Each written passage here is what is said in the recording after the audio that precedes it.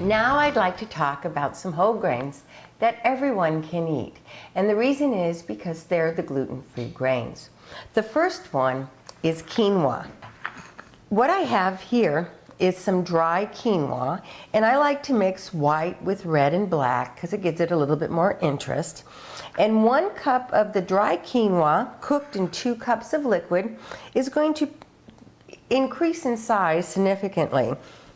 And now you can tell when the quinoa is done because you can see the little curlicues have popped out.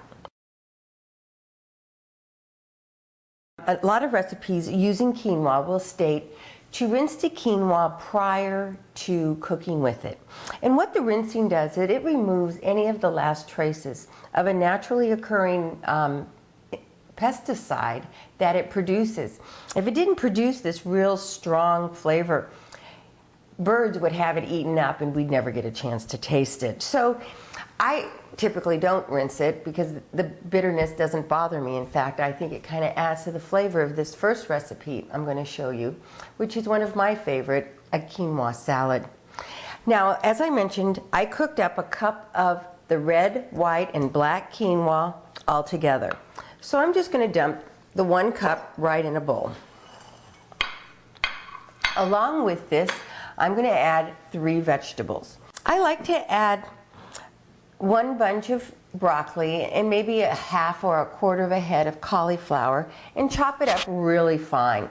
The smaller it is, I think the better the flavor. If you have kids at home, you might even want to try blanching the bunch or even blanching the cauliflower ahead of time, chilling it and then chopping it. Or if you even have picky husbands, because then it's not quite so bitter for them. They don't have that overkill on the flavor. Another thing I like to add is some peppers for crunch. Now, if you don't have peppers, I just chopped up 1 pepper. If you wanted, you could chop up maybe a carrot. It's pretty much whatever you have available. I like to add 3 vegetables, and then I'll also get an orange. I have 2 navel oranges, and of course I like to use the organic type, and most of the organic ones this time of the year coming from California are pretty small, but they are so sweet. So if 2's enough, fine. 3, it doesn't really matter. And then I also like to put some dried fruit. I'm going to use some dried cranberries. I'm just going to put a handful in there and sprinkle those in. And it also adds to sweetness along with the quinoa, so it's going to give it a nice punch. And I'm just going to mix those up. And you could also add possibly some chopped walnuts or maybe pistachios into this recipe. Or if you had a can of chickpeas, it would also go in nicely. Now I'm just going to put together a real easy dressing. I like to use in my salad dressings flax oil. So I'm going to use 1/3 of a cup of flax. I'm going to also use 1/3 of a cup of rice vinegar. And you know, you can vary this. It's usually just a 1-to-1-to-1 ratio of the 3 ingredients. And then the last thing I like to add is some orange juice. So I'm just going to add about 1/3 of a cup.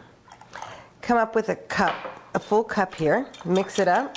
Gives it a nice citrusy smell. And just mix that in there. This will keep for 3 to 4 days, and those flavors will just keep getting better and better each day. Now, I didn't use any salt in the cooking of the whole grains, and the sodium content of grains are very low. So if someone wanted to add salt, have them add salt right at the table, because it's not really something you need. So let's give it a taste and see how we did.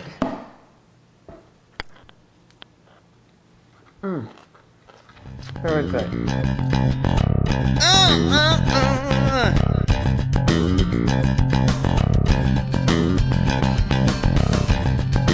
you.